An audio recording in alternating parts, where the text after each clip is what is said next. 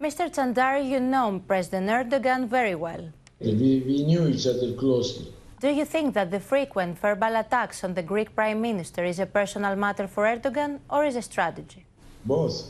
Because when Mitsotakis spoke in the United States and the joint session of Senate and the House of Representatives, he made a move to undercut Turkey's impending F-16 purchase from the United States.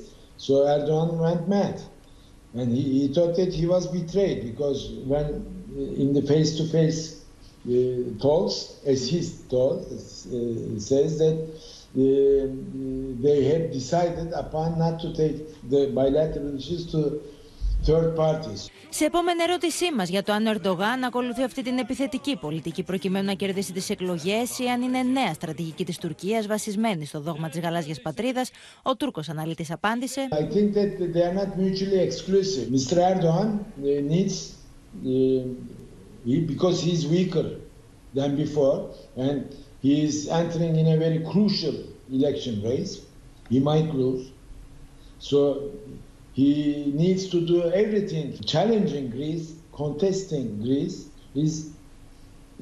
will be serving to this tactic for the elections of him. But in order to do this, what will be the basis that he would operate? That is the Blue Homeland Doctrine. Ο Τούρκος αναλυτής τονίζει ότι η μεγάλη επιθυμία του Ταγίπ Ερντογάν είναι να καθίσει στο τραπέζι με τους Αμερικανούς. A kind of Turkish